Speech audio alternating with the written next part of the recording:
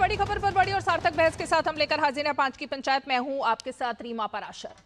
पश्चिम बंगाल में ममता बनर्जी अपने राजनीतिक जीवन के सबसे ज्यादा कठिन और बुरे दौर से गुजर रही हैं इस वक्त, और जिस तरह से उनकी पार्टी अब यहां इस कगार पर पहुंच गई है, साफ बात अब है राजनीति में परिवारवाद जो है ना वो नहीं चलेगा, और अगर होगा तो एक एक कर कड़ियां निकलती जाएंगी और धराशाही हो जाएगी पूरी पार्टी। लगातार हमने यही देखा। उद्धव ठाकरे जब उन्होंने अपने बेटे को बढ़ाना शुरू किया तो शिवसेना उसी तरह से दो फाड़ हो गई, और उसके बाद बड़ा गुट जो है वो शिंदे के साथ चला गया और यही दिखाई दिया। इसी तरीके से शरद पवार, उनकी पार्टी में भी यही दिखाई दिया। उन्होंने सुप्रिया सुले को आगे बढ़ाया तो अजीत पवार अलग हो गए, और अब ममता बनर्जी, भतीजे अभिषेक बनर्जी उनके मुंह में इस कदर फंस गई कि अब एक एक कर एक दो नहीं बल्कि 60 विधायक अलग हो रहे हैं। मतलब 80 जीत कर आए और 60 विधायक अलग बागी हो गए। तो अब बड़ा दल कौन कहलाएगा? मतलब असली तृणमूल कांग्रेस कौन कहलाएगा? वही ना जिसके पास 60 विधायकों का समर्थन है। तो अपनी ही पार्टी से ममता बनर्जी दीदी लगभग बेदखल सी अब हो गई हैं। तो क्या अपने गिरेबान में ये पार्टियां झांक कर देख रही हैं, या इस पर भी सिर्फ ठीकरा उनको फोड़ना है कि भाई हमारी पार्टी को तोड़ दिया गया? कम से कम आत्मचिंतन की अब जरूरत आ गई है। चलिए आज जरा तृणमूल कांग्रेस और ममता बनर्जी की इस करारी शिकस्त पर ही चर्चा करेंगे और खास मेहमान जुड़ेंगे। लेकिन सबसे पहले जरा उन विधायकों को सुनते हैं, उनके दिल का क्या दर्द था कि उनको अपनी पार्टी छोड़ करके बागी होना पड़ा, वो सब सुनते हैं और उसके बाद मेहमानों का रुख करेंगे।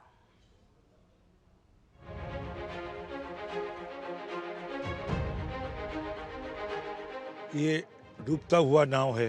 ये पार्टी कुछ रहेगा ही नहीं। पार्टी टूटने वाले है।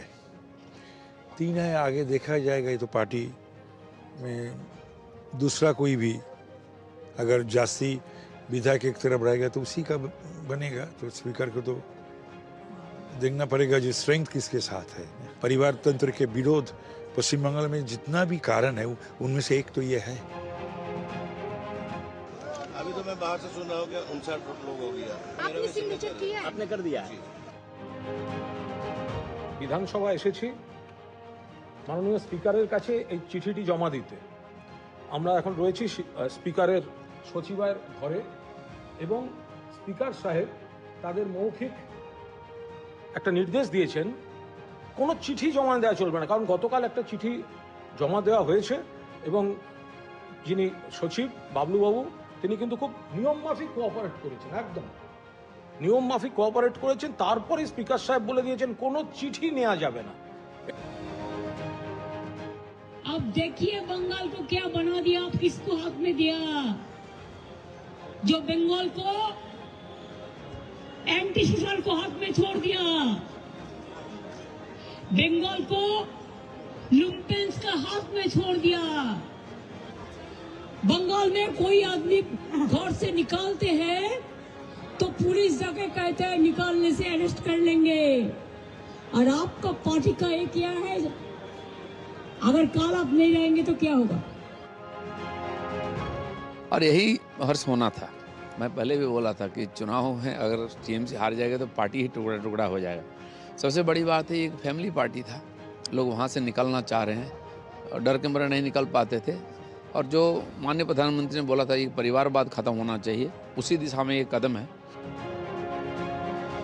Is that a democratic system? There is autocratic or dictatorial authority. They do that because they do not want that there should be any opposition.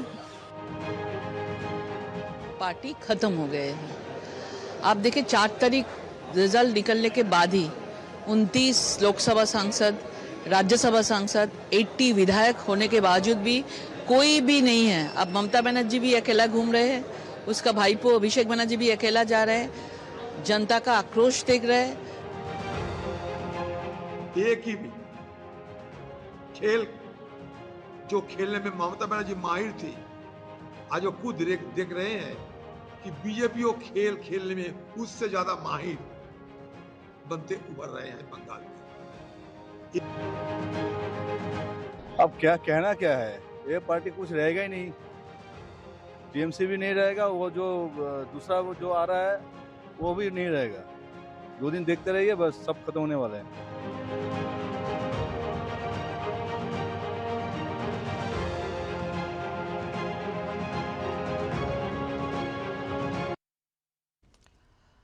तो आपने देख लिया कि स्पीकर से मिल भी लिए हैं ये विधायक, और अभी जो हस्ताक्षर है वो 58 विधायकों के हैं, लेकिन ये दावा भी किया जा रहा है कि 2 और विधायकों के हस्ताक्षर जल्दी ही मिल जाएंगे, यानी कि कुल संख्या हो जाएगी 60।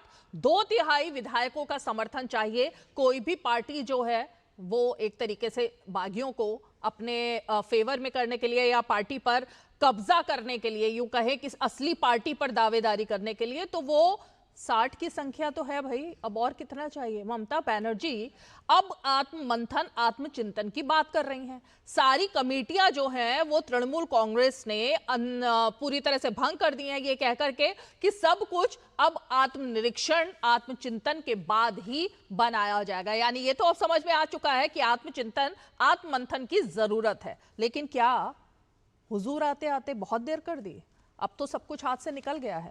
चलिए, मेहमान जुड़ने शुरू हो चुके हैं। डॉक्टर निखिल प्रसून हमारे साथ जुड़ रहे हैं, प्रवक्ता हैं भारतीय जनता पार्टी के। हमारे साथ में प्रोफेसर धर्मेंद्र यादव जुड़ रहे हैं, समाजवादी पार्टी के प्रवक्ता हैं। सुसीबेन साहा जी हमारे साथ जुड़ रहे हैं, शिवसेना की नेता हैं। रामप्रकाश पांडे जी हमारे साथ तृणमूल कांग्रेस के नेता कुछ ही पलों में जुड़ेंगे। लेकिन डॉक्टर निखिल प्रसून, क्या बात है, आप लोग ऑपोजिशन चाहते ही नहीं है क्या? क्योंकि आरोप यही लग रहे हैं कि जहां पर भी बीजेपी सत्ता में जाती है ऑपोजिशन को खत्म कर देती है। नमस्कार।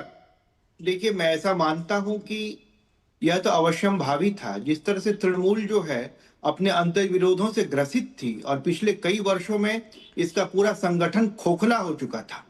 पहला तो कारण यह मुझे प्रतीत होता है कि इसने अपने सांगठनिक ढांचे को पूरी तरह से आईपैक को आउटसोर्स कर दिया था, और जो इसके तृणमूल के जो जमीनी नेता थे उसको लेकर के उनके साथ जो उनका शीर्ष नेतृत्व है उसके साथ उसका संवाद पूरी तरह समाप्त प्राय हो गया था। और दूसरी बात यह है कि अपनी भूल न स्वीकार करने की पूर्व मुख्यमंत्री की जो आदत है ये उन्हें ले डूबी।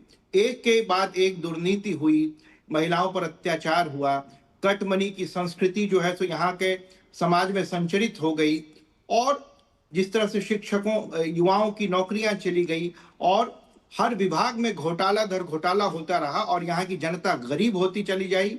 इसके साथ ही घुसपैठियों की समस्या को लेकर के, केंद्र सरकार से लड़ने को लेकर के, और जिस तरह से विकास की का जो निधि है उसके आवंटन को लेकर के जो बंदर बांट हुई, इसके खिलाफ क्षोभ बंगाल की महान जनता में व्याप्त था, जिसका कि प्रकटीकरण हुआ। जो तृणमूल से जीते विधायक हैं उन्हें भी ऐसा लग गया कि जनता का मत, जनता का मन जो है सो उनके विरुद्ध है, और तृणमूल का जो शासन तंत्र चल रहा था जो कि आईपैक और अभिषेक बनर्जी के माध्यम से एक तरह से पूरे सत्ता तंत्र को उन्होंने हाईजैक कर लिया था और अपनी मनमानी चला रहे थे। और इस तरह से हिंसा और अराजकता की राजनीति करते करते तृणमूल आज हाशिए पर अपने अंतर्विरोधों की वजह से आ चुकी है, और इसका खामियाजा भुगतना पड़ रहा है। परिवारवाद, ये देखिए धृतराष्ट्र की कहानी महाभारत में पढ़ी और उसके बाद इसकी चर्चा कई वर्षों तक हो गई, कई दशकों तक होगी कि तृणमूल जो कि सर्वशक्तिमान अपने आप को मानता था वो परिवार की बलिवेदी चढ़ गया एक व्यक्ति को बचाने के लिए। जिस तरह से संगठन की उपेक्षा की पूर्व मुख्यमंत्री ने, वो अपने आप में इस बात का द्योतक और सबके लिए सबक है कि एक व्यक्ति को बचाने के लिए अपने परिवार के का जो कोई व्यक्ति है उसके जो सत्ता लोलुपता है उसे संपोषित करने की दिशा में अगर कोई अंधा हो जाए तो यही। तो ये बेसिकली प्रोफेसर धर्मेंद्र यादव बात वही है कि एक यानी परिवार के एक सदस्य अपने भतीजे को बचाने के लिए पूरी पार्टी दांव पर लगा दी ममता बनर्जी ने। अब इसमें तो बीजेपी का क्या रोल है फिर? जहां जहां परिवार इतना हावी हो जाएगा वहां वहां असली कार्यकर्ता तो रिवोल्ट करेंगे ही ना। प्रोफेसर धर्मेंद्र। रीमा जी, अंग्रेज चले गए और अपनी अंग्रेजियत को भारतीय जनता पार्टी और संघ के माध्यम से इस देश में छोड़ के चले गए। Divide and rule Bharatiya Janata party की पॉलिसी बन चुकी है। आज भारतीय जनता पार्टी का इतिहास आप उठा के देखेंगे, रामविलास पासवान जी की पार्टी को किस तरह से तोड़ा भारतीय जनता पार्टी ने। एक बार चाचा के ऊपर हाथ रखा, दोबारा भतीजे के ऊपर हाथ रखा, क्या क्या प्रलोभन दिया होगा, क्या क्या सेटिंग हुई होगी, अंदर खाने में, बाहर खाने में, बीच वाले खाने में, ये तो भारतीय जनता पार्टी के प्रवक्ता आज बताएंगे। शिवसेना को भारतीय जनता पार्टी ने किस तरह से तोड़ा आपके सामने है। एक नाथ शिंदे को क्या सपने दिखाए गए होंगे, क्या सेटिंग हुई होगी, मुख्यमंत्री से डिप्टी मुख्यमंत्री बनाए गए होंगे। इतना बड़ा जो ड्रास्टिक मनोवैज्ञानिक चेंज होता है किसी नेता के मन में कि मुख्यमंत्री, फिर डिप्टी सीएम, मुख्यमंत्री, फिर राज्यसभा। आप इस बात को समझिए, कोई सामान्य प्रक्रिया नहीं है, कोई नैसर्गिक प्रक्रिया नहीं है। ये भारतीय जनता पार्टी के लैब में बनी हुई एक असंभावित प्रक्रिया है, जिसको आपकी पार्टी भी बीजेपी ने तोड़ी थी क्या? आपके चाचा अलग हो गए, भतीजा अलग हो गया, फिर भतीजे के साथ चाचा आ गए, ये सब भी बीजेपी ने किया था क्या?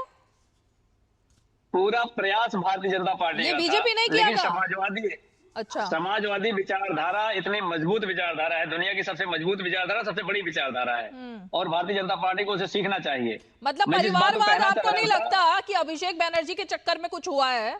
सारे लोग जो इतने दुखी थे, उनकी पीड़ा जो निकलकर अब बाहर आई है कि एक तरीके से अभिषेक बैनर्जी का पूरा साम्राज्य वहां चल रहा था और किसी की कुछ वक़्त ही नहीं थी।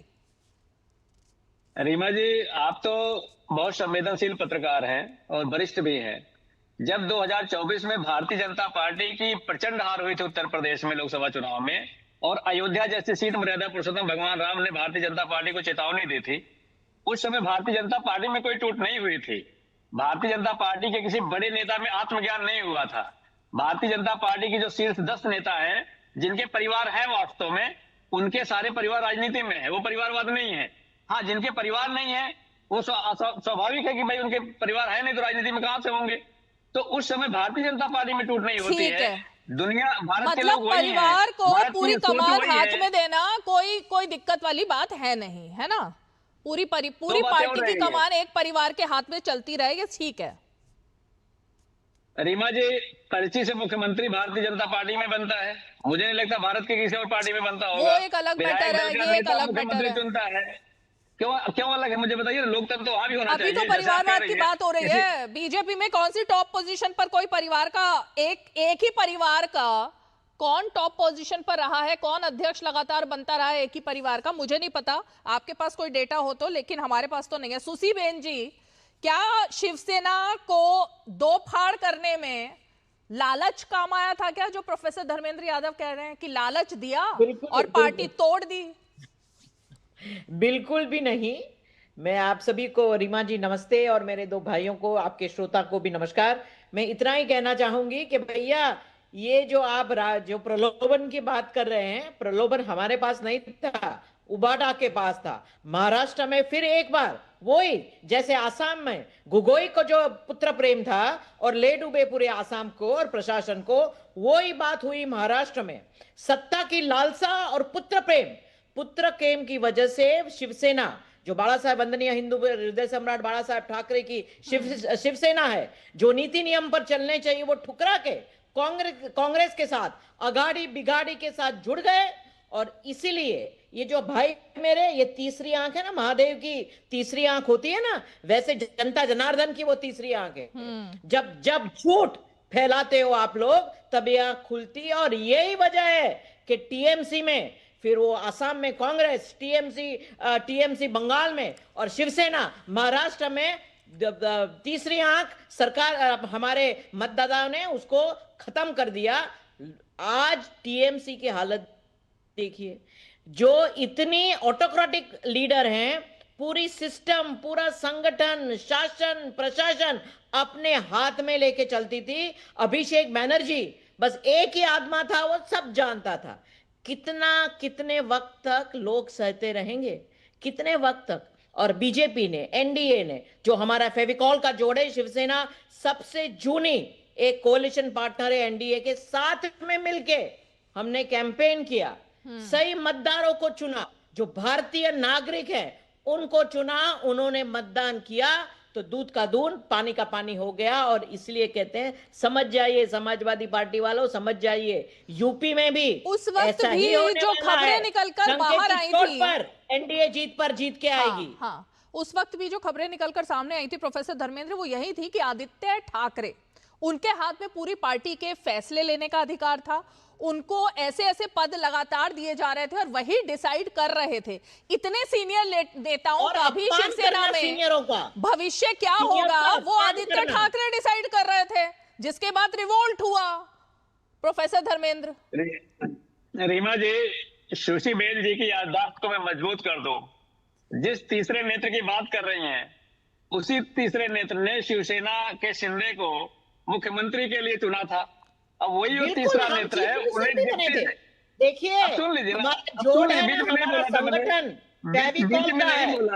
हम विचारधारा से जुड़े हैं, नीति नियम से जुड़े हैं, और इसलिए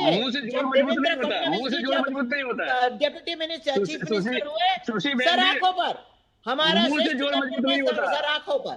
आज हमारे एकनाथ राव जी डिप्टी सीएम और देवेंद्र फडणवीस सीएम है, फिर भी आज भी वो तालमेल के साथ चल रहे हैं। आपको क्यों चिंता हो रही है भैया?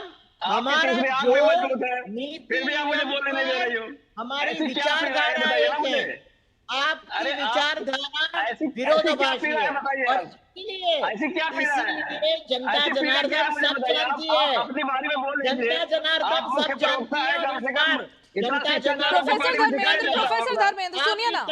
हाँ ठीक है। प्रोफेसर धर्मेंद्र, मुझे नहीं समझ में आ रहा कि इस चीज को आप क्यों नहीं समझ पा रहे हो। अच्छा आपने ओके एक एक करके प्रोफेसर धर्मेंद्र, आपने बीजेपी पर यह आरोप लगाया कि बीजेपी में इसी तरह से चलता रहता है, लेकिन मैंने आपसे सवाल पूछा कि बीजेपी में किस एक ही परिवार का कोई नेता अध्यक्ष लगातार बनता रहा हो, वो मुझे आप नाम बताओ। अब मुंह बंद। राजनाथ सिंह पार्टी के राष्ट्रीय अध्यक्ष रहे, उनका बेटा क्या करता है मुझे बता दीजिए। अच्छा, इस वक्त की बड़ी ब्रेकिंग न्यूज मैं पहले दे दूं, विधानसभा में नेता प्रतिपक्ष अब जो एलओपी का दर्जा है वो ऋतव्रत बनर्जी को मिल गया है, क्योंकि ज्यादा विधायक जो है वो उन्हीं के पास थे और ममता बनर्जी को ये बड़ा झटका इस वक्त लग गया है। यानी तृणमूल कांग्रेस अब उनके हाथ से निकल गई है। एलओपी भी अब ऋतव्रत बनर्जी होंगे, जिनके नेतृत्व में दावा है कि 58 विधायक अब उनके साथ तृणमूल कांग्रेस के हैं। यानी विधानसभा अध्यक्ष ने एलओपी का दर्जा उनको नहीं दिया जिनको ममता बनर्जी और अभिषेक बनर्जी चाहते थे, तो पार्टी अब हाथ से निकल गई है। इस वक्त की बड़ी ब्रेकिंग न्यूज है। प्रोफेसर धर्मेंद्र। देखिए, मैं इसमें ये कह दूं, हाँ डॉक्टर निखिल, कि देखिए इन लोगों ने जो हस्ताक्षर किए थे, तृणमूल ने न सिर्फ बंगाल की जनता के साथ धोखा किया बल्कि अपने विधायकों के साथ भी धोखा किया।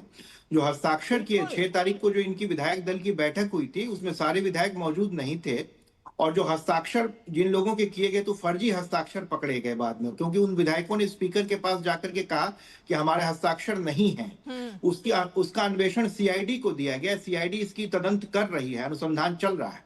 लेकिन इसी बीच में जो विधायकों के बीच में असंतोष अपने चरम पर चला गया, तो और सीआईडी जांच भी चली, तो एक आपराधिक मामला भी है। तो जो अपने विधायकों के फर्जी सिग्नेचर करके लीडर ऑफ ऑपोजिशन और मुख्य सचेतक की नियुक्ति हुई, तो अपने आप में बेहद गंभीर मामला है। यह एक निष्ठा का मामला है, और संवैधानिक जो संस्था है, जिस तरह से जो लीडर ऑफ ऑपोजिशन निर्वाचित होते हैं, उसकी भी एक संवैधानिक और वैधानिक प्रक्रिया है, उसके साथ भी कुठाराघात है। इसकी वजह से विधायकों में जो रोष था उसका प्रकटीकरण। तो चलिए, इस वक्त की बड़ी ब्रेकिंग न्यूज पहले आपको बता दें कि ममता बनर्जी को बड़ा झटका लगा है। अब पश्चिम बंगाल में नेता प्रतिपक्ष विधानसभा में होंगे ऋतव्रत बनर्जी, जिनके नेतृत्व में एक तरीके से तृणमूल कांग्रेस की बड़ी टूट आज सामने आई है, और जिन्हें विधानसभा में नेता प्रतिपक्ष बनाना चाह रहे थे अभिषेक बनर्जी, ममता बनर्जी, उन्हें झटका लग गया है। यानी आज सुबह से ये जो घटनाक्रम लगातार चल रहा था, जिसके मुताबिक पहले तो ये कहा गया कि फ्रॉड है, क्योंकि जिनके हस्ताक्षर लेकर वो चिट्ठी विधानसभा के स्पीकर को दी गई थी, उसमें विधायकों ने दावा किया हमारे हस्ताक्षर है ही नहीं, यानी उनके फर्जी दस्तावेज के हस्ताक्षर किए गए। उसके बाद जांच सीआईडी को सौंपी गई, और उसके बाद आज ये बड़ी खबर अब सामने आई है। 4 बजे फैसला करना था स्पीकर को, और अब ये निर्णय हो गया है कि विधानसभा में नेता प्रतिपक्ष नेता विपक्ष जो हैं वो ऋतुव्रत बैनर्जी होंगे। हमारे सहयोगी सौरभ दत्ता हमारे साथ कोलकाता से सीधे जुड़ रहे हैं। सौरभ, ये तो बड़ा झटका लग गया है भाई, एक तरीके से 20 विधायक भी अब ममता बनर्जी के साथ नहीं है 80 में से। रीमा जी बिल्कुल एकदम आप सही कही है, और एक महीना भी नहीं बीता तृणमूल कांग्रेस पूरी तरह से बिखर चुका है, टूट गया है, और वो अब दिख भी रहा है। ऋतुव्रत बंदोपाध्याय के नेतृत्व में 8 विधायक ने साइन किया है कि वो नेता विपक्ष के हिसाब से ऋतुव्रत बंदोपाध्याय को चाहते हैं। डेप्यूटी लीडर साबिना यास्मीन, जावेद खान, संदीपन शाह और साबिना यास्मीन को चुने हैं, और उनका जो चीफ हुई वो अखरुज्जमान, रघुनाथगंज के जो एमएलए हैं अखरुज्जमान को चुने हैं। लेकिन वो कह रहे हैं कि नेता, अभी वो जो पीसी कर रहे हैं वहां से वो कह रहे हैं कि वो चाहते हैं कि ममता बनर्जी उनका परम एडवाइजर हिसाब से रहे, उनसे ममता बनर्जी से कोई परहेज नहीं है। लेकिन अभिषेक बनर्जी के नेतृत्व वो नहीं मानेंगे। जो 80 विधायक हैं उनका साफ कहना है कि 80 में से जो 60 विधायक हैं, 60 इसलिए बोल रहा हूँ कि 58 विधायक आज साइन किए हैं, लेकिन बीमारी के वजह से 2 लोग साइन नहीं कर पाए, ऐसा क्या है प्रेस कॉन्फ्रेंस में कहा है ऋतुव्रत बंदोपाध्याय में, और वो 2 लोग बाद में साइन करेंगे।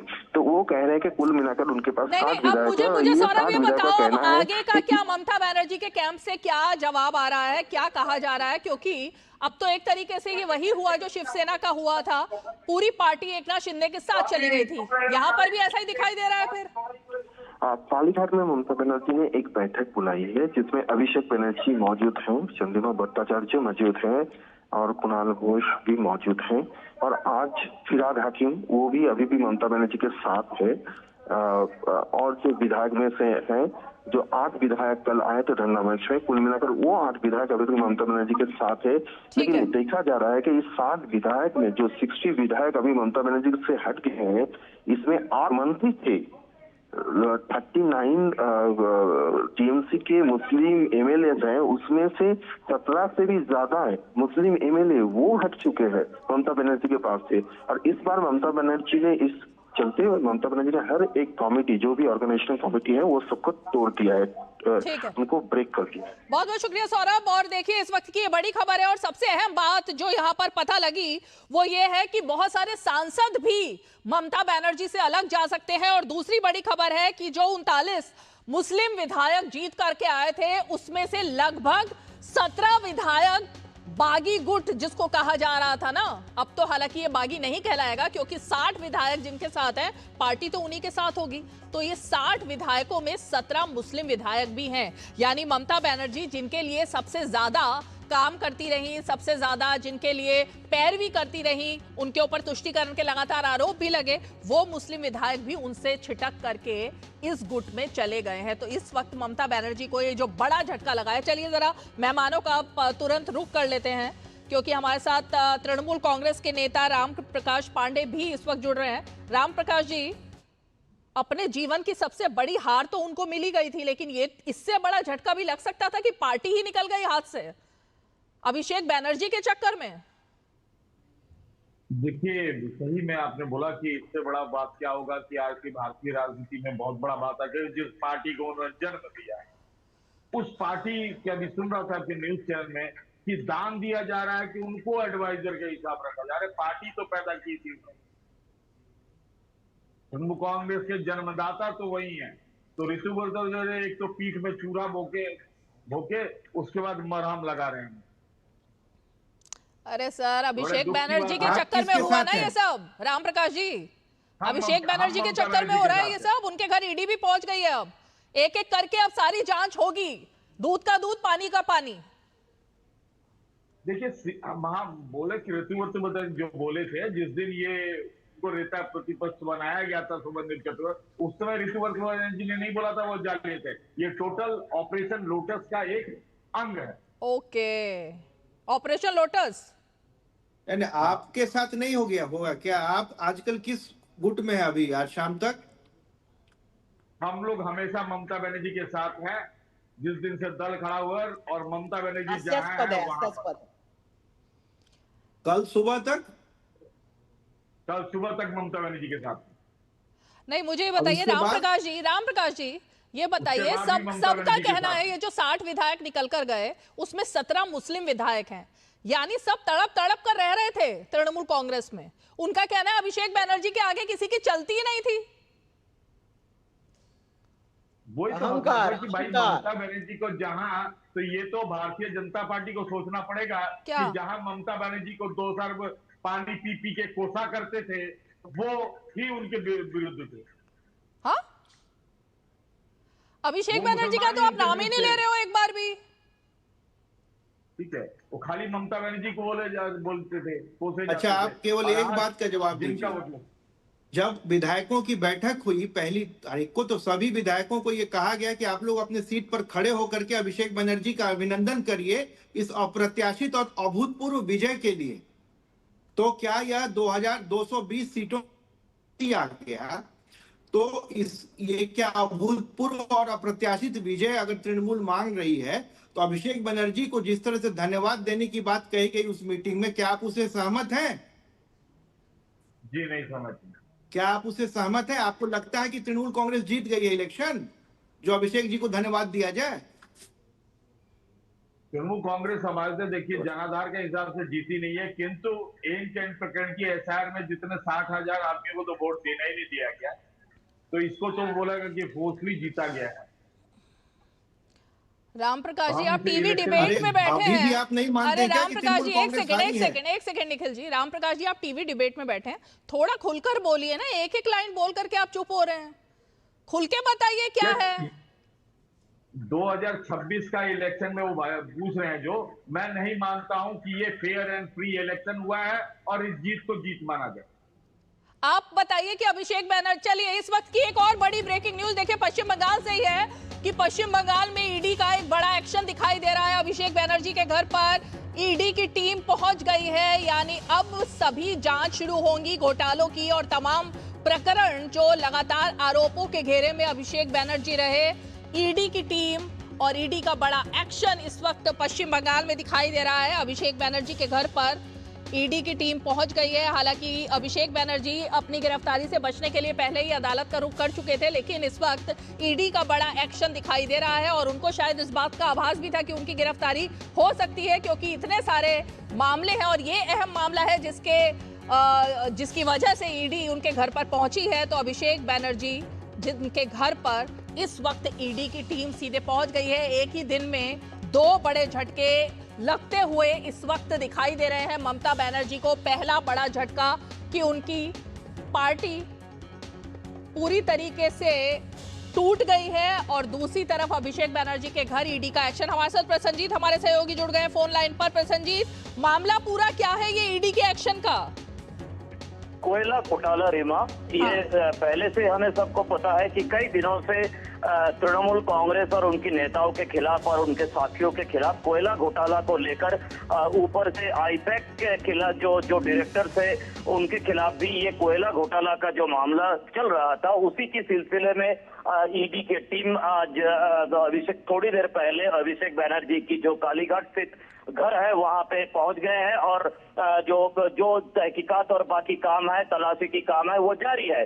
अब ये समझना जरूरी है कि जो आप अभी अपने बातों में कह रही थी कि उनको जुलाई महीने तक हाईकोर्ट की एक मिला है कि जुलाई महीने तक उनके खिलाफ कोई कार्रवाई नहीं किया जाएगा, लेकिन इतने सारे केस है, कौन सी केस में उनको राहत दिया गया ये समझना जरूरी है। ऐसा नहीं है कि किसी भी केस में, चाहे वो उनके खिलाफ फर्जी दस्तखत करने के हिसाब से सीआईडी का केस चालू है, उनके खिलाफ ईडी का केस चालू है कोयला घोटाला में, उनके खिलाफ पीएमएलए में केस जारी है। तो इसीलिए ये समझना जरूरी है कि कौन सी केस में उनको राहत मिला है और कौन सी केस में उसको नहीं मिला है, अरेस्ट किया जा सकता है। तो ऐसा नहीं है कि किसी भी केस में उनको अगर अरेस्ट किया जाए तो उनके सामने ये हाईकोर्ट की राहत है, ऐसा नहीं है। उनको सीआईडी की केस में जो ये अभी ऑपोजिशन लीडर के मामले में उन्होंने जो दस्तखत फर्जी किए थे, उनके मामले में उनको शायद ऐसे ही बताया जा रहा है कि जो कानून के जानकार है कि शायद उसी में सिर्फ उनके खिलाफ उनके राहत की खबर है। बाकी ईडी की केस में या पीएमएलए की केस में हो सकता है कि वो गिरफ्तार हो जाए। जी देखिए, मैंने अभी देखा 2 मामलों में उनको राहत मिली है। एक जो उन्होंने गृह मंत्री अमित शाह के खिलाफ भड़काऊ भाषण दिया था और कहा था, जो टिप्पणी की थी उस पर उनकी कार्रवाई पर रोक लग गई है, और दूसरी राहत जो विधायकों के जालसाजी वाले हस्ताक्षर, इस मामले में थोड़ा राहत मिली है। लेकिन जो आप बता रहे हैं कोयला घोटाला, उसमें नहीं मिली है राहत। बिल्कुल, इसीलिए मैं कह रहा था कि उन्होंने बताया था कि 4 तारीख को हम गृह मंत्री अमित शाह को यह करेंगे वगैरह वगैरह, जिस तरह की भाषा इस्तेमाल किए थे वो नहीं बोलना चाहिए दोबारा। तो इसीलिए आपने जो देख लिया वही सही है। मुझे सीआईडी मामले जो फर्जी दस्तखत के बारे में पता था और ये मेरे दिमाग से निकल जा रहा था, आपने मुझे करेक्ट कर दिया। तो ये जो ईडी का मामला है, ये जो कोयला घोटाला की मामला है, ये बाकी जो पीएमएलए का मामला है, उसमें उन्हें कोई राहत नहीं मिला।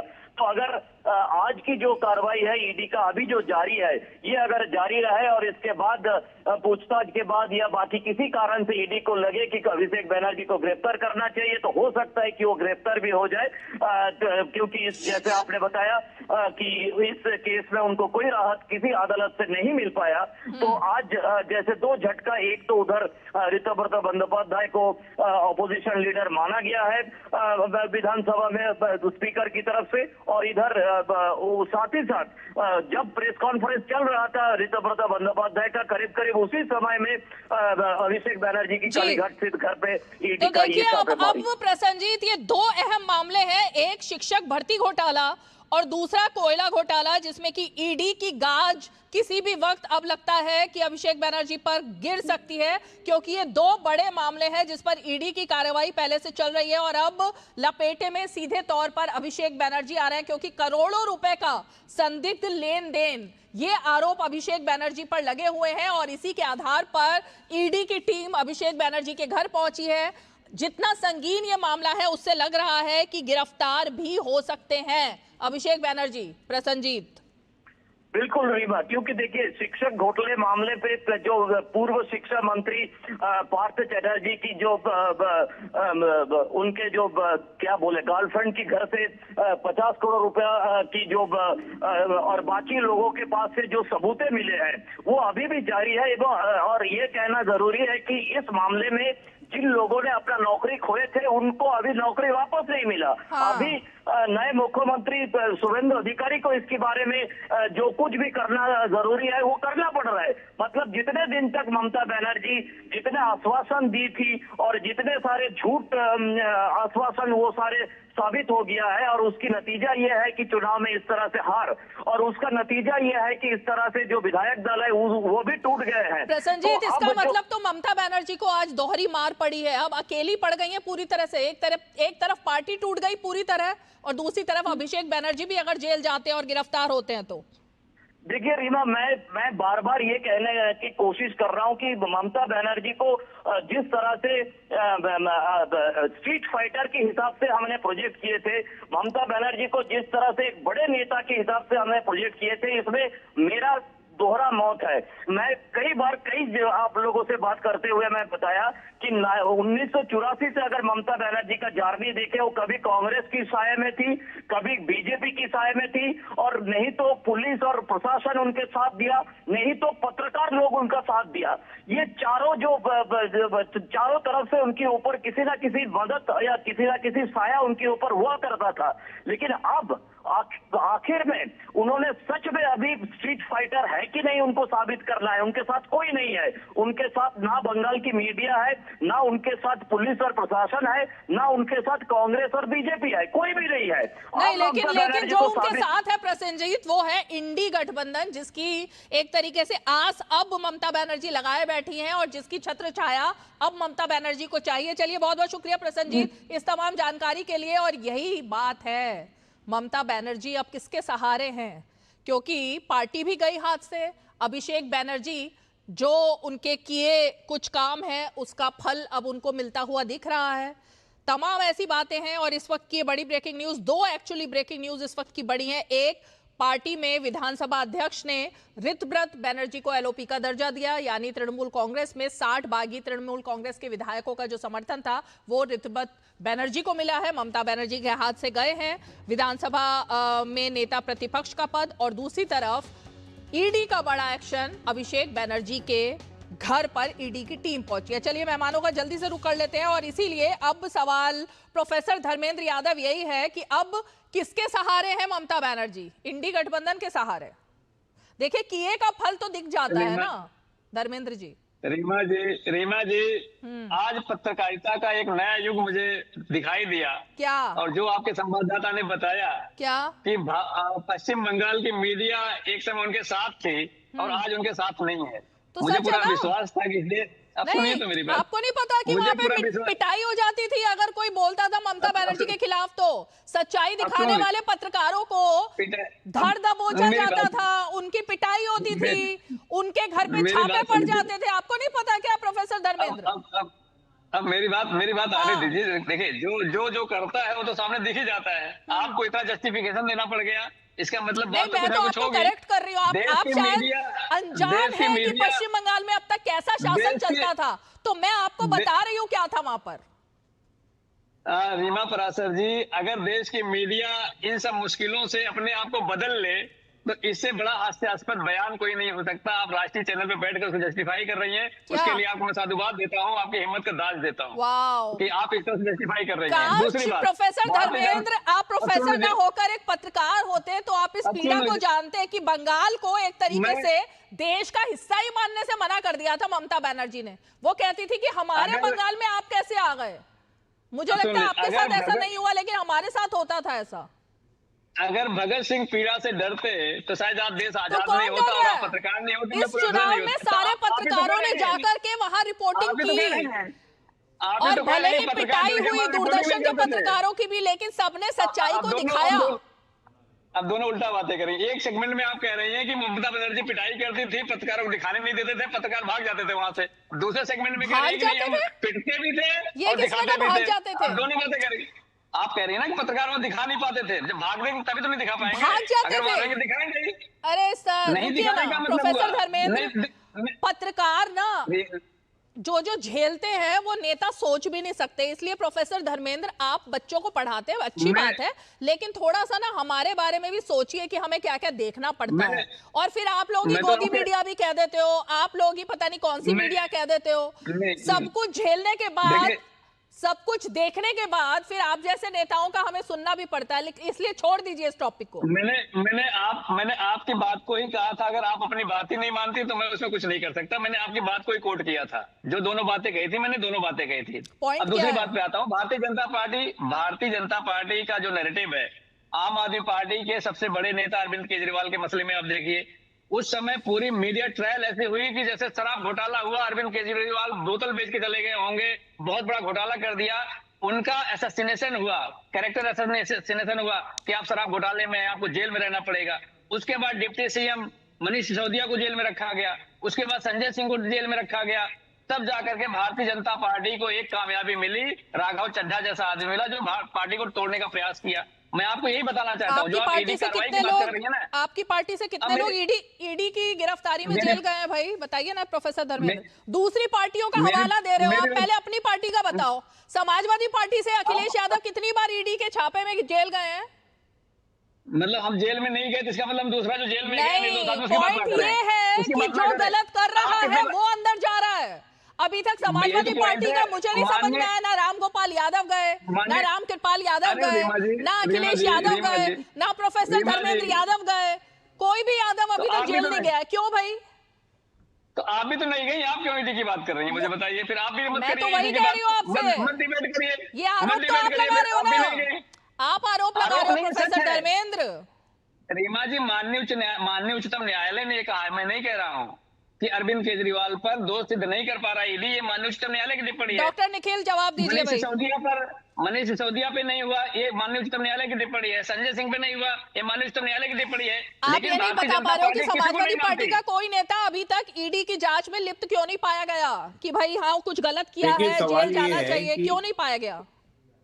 शायद मैं बता दूं कि 2020 में जो कोयला घोटाला हुआ था, जो ईस्टर्न कोलफील्ड्स में जो है सो अवैध रूप से जो कोयला खदानों से जो निकासी की जा रही थी, तो कोयला को खोदा जा रहा था और करोड़ों रुपया जो है सो वो विदेशों में यहाँ के राजनीतिज्ञों के रिश्तेदारों के यहाँ जमा है।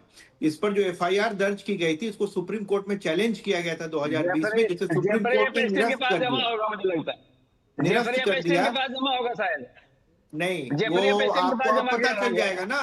अब तो ईडी जो है तो अपना शिकंजा कस रही है, तब आप उन्हें बताइएगा उस वक्त। आपको पूरा जानकारी है। जेफरी पेशेंट के पास क्या जमा है भारतीय जनता पार्टी के नेताओं का, उसको बता दो, देश जान जाएगा एक बार। सुप्रीम कोर्ट ने, देखिए सुप्रीम कोर्ट ने जो है इसका संज्ञान लिया था और prevention of money laundering act PMLA के तत्वावधान में जो उन्होंने एफआईआर किया था। क्या चीज?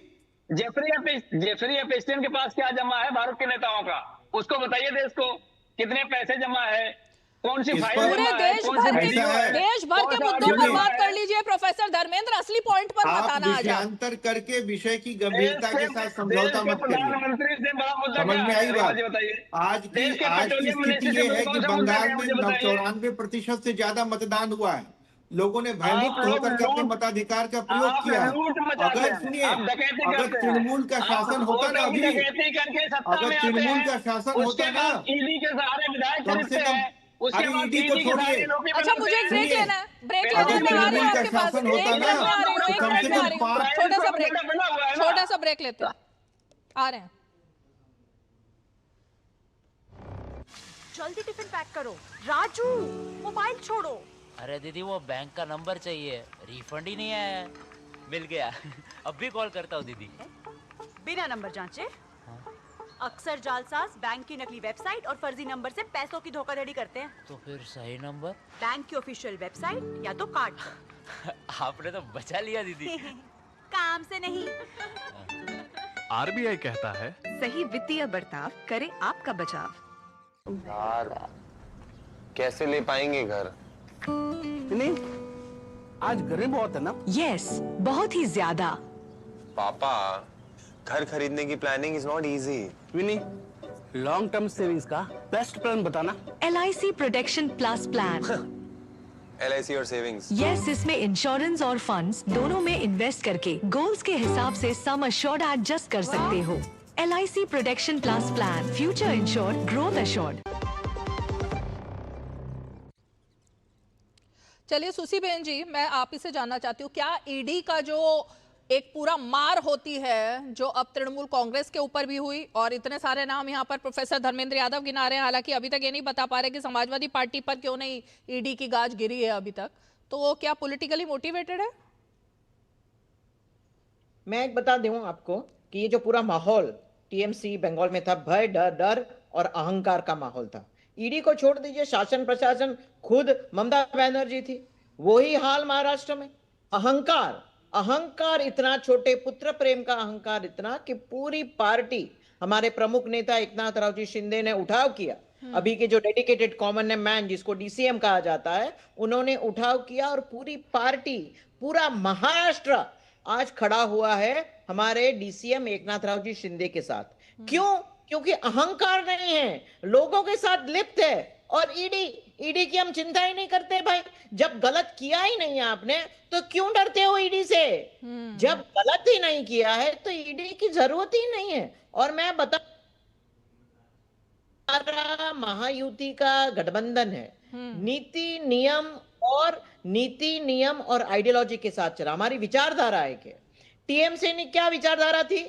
दादागिरी, भय, डर, अहंकार, भाई भतीजा मोह जो आप बता रहे हैं, वो टूटना ही था ना। पाप का घड़ा टूटना ही था और वो टूटा और मुंह के बल आज टीएमसी गिरी, साथ में अभिषेक बैनर्जी और हमारी रामप्रकाश जी, ममता दीदी भी गिरी। आपको ईडी क्या क्यों डर है? किसी को ईडी का डर क्यों? अहंकार का घड़ा फूट गया। चलिए, अभी तो टीएमसी ही नहीं रह गई ममता बनर्जी की, तो टीएमसी का अहंकार अब ममता बनर्जी के पास क्या? बराबर है, पहली बार सही बताया। जिन्होंने इस दल को पैदा किया था, जिस दल को इसको जन्म दिया था जिनमें, और जो दीदी बोल रही है उनको शायद ये तृणमूल कांग्रेस की जन्मदाता ही ममता बनर्जी थी, ये नहीं पता नहीं। तो उनके पीठ में छुरा भोंका गया है। इससे बड़ा कोई किसने छुरा भोंका? बच्चे को जन्म दिया, किसने छुरा भोंका है? किसने? भारतीय जनता पार्टी के सिखाए पढ़े ऋतुवंत जिस बच्चे को जन्म दिया, उस बच्चे को जो है अपने भतीजे को सौंप दिया, जो उसके साथ दुर्व्यवहार कर रहा है। जो भारत में लोकतंत्र को खत्म करने का एक प्रक्रिया है। अरे मैं ये कहना चाहता हूँ, जिस बच्चे को जन्म दिया उसे भतीजे के हवाले क्यों कर दिया? उसका मान मर्दन करने के लिए। इसी के लिए सारी बात तो इस पर ही है। आज भी भतीजे को अलग करें। भतीजा भी एक कार्यकर्ता है। हमेशा भतीजा ने यही बोला है कि मेरी नेत्री मुख्य ममता बनर्जी है। अच्छा, तो ये बताइए, जो बड़े बड़े तृणमूल के नेता थे वो आईपैक के दफ्तर में जाकर के बाहर बेंचों पर क्यों बैठे रहते थे? 25-26 साल के जो आईपैक के लोग थे वो तृणमूल के वरिष्ठ नेताओं को जो है क्यों अपमानित किया करते थे? और जिस तरह से उनका ही कहना है, इसमें ये आप लोगों का अंदरूनी मामला है, लेकिन जो मीडिया में जो खबरें आई हैं वो जाली हस्ताक्षर कर दिए गए।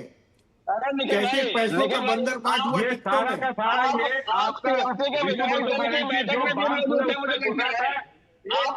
26,000 शिक्षकों की नौकरी चली गई।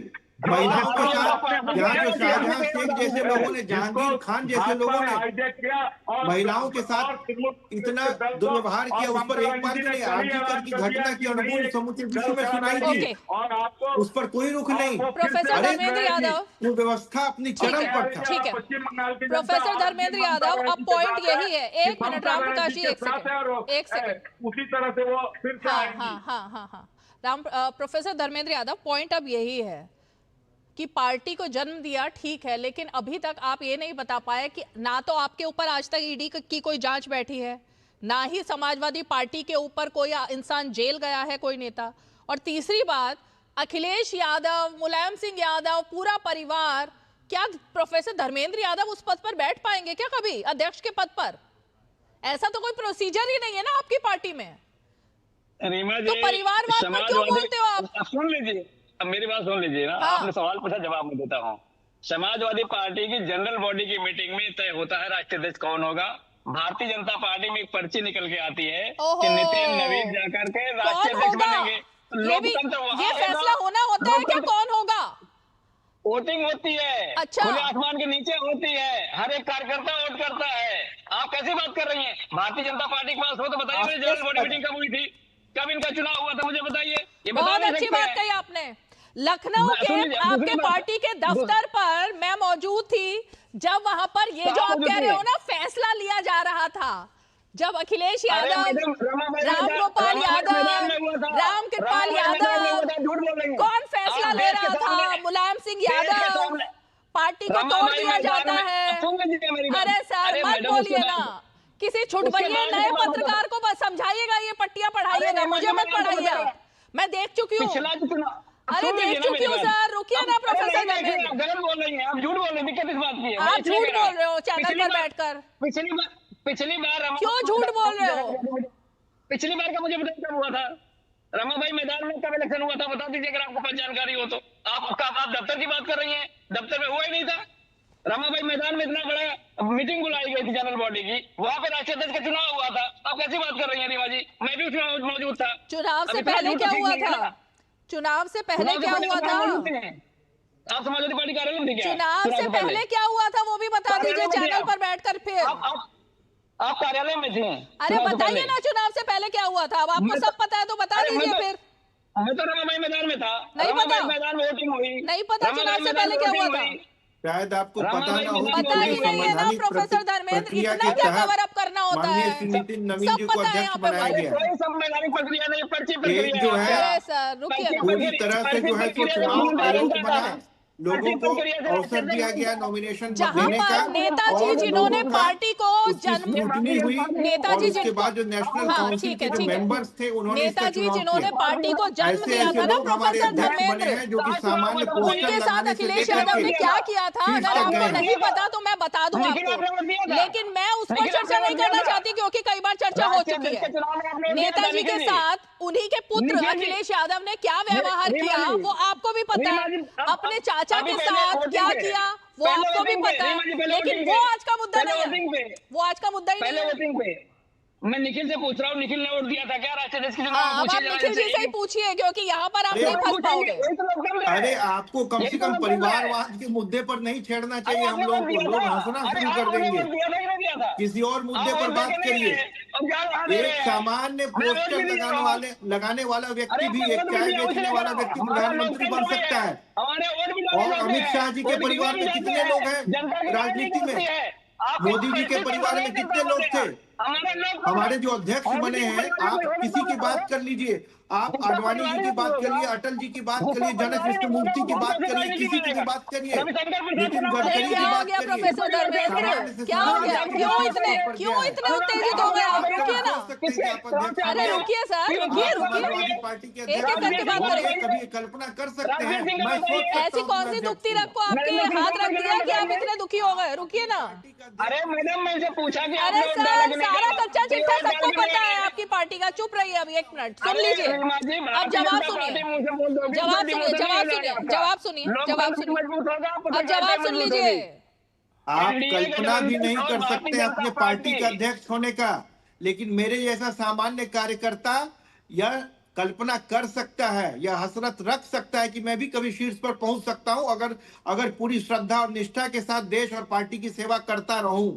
लेकिन आपकी कल्पना से परे की ये चीज है। इतिहास इस बात का गवाह है, जितने लोगों ने दरी बिछाया सब जाकर के अध्यक्ष बने हैं। और आप लोगों के यहाँ क्या है? आप लोगों की कल्पना अतीत बात है कि कोई भी व्यक्ति इस परिवार से बाहर आपका अध्यक्ष बन सकता है। एक भतीजे की वजह से समूची पार्टी का कबाड़ा कर दिया गया, और एक तरह से वर्टिकल स्प्लिट भी नहीं हुआ, पूरी की पूरी तृणमूल समा गई।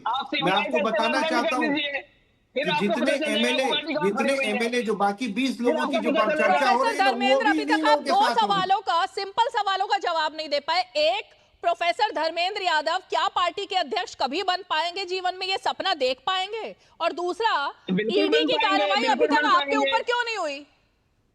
अरे रीमा जी, हमारी पार्टी में कोई भी राष्ट्रीय अध्यक्ष बन सकता है, क्योंकि चुनाव होता है। भारतीय जनता पार्टी में चुनाव चुनाव से कितने आपके परिवार के बाहर के लोग बने हैं बताइए? मैं आपको 25 राष्ट्रीय अध्यक्षों के नाम गिना सकता हूँ, आप क्या गिनाइएगा? मैंने आपको जगह भी बता दी। पिछले 5 राष्ट्रीय अध्यक्ष बताइए आप अपने, मैं बताता हूँ। पिछले 5 राष्ट्रीय अध्यक्षों के नाम बताइए, पिछले 5 राष्ट्रीय अध्यक्षों के नाम बताइए आप। पिछले 5 राष्ट्रीय अध्यक्षों के नाम बताइए, मैं अपना बताता हूँ।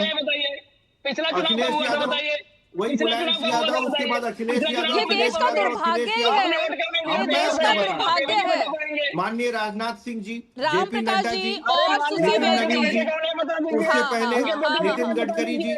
ये देश का दुर्भाग्य है निखिल जी और प्रोफेसर धर्मेंद्र यादव। ये देश का दुर्भाग्य है कि लालू प्रसाद यादव की आरजेडी जब से पैदा हुई पार्टी, तब से लालू प्रसाद यादव के अलावा उस पार्टी का आज तक कोई अध्यक्ष नहीं बना।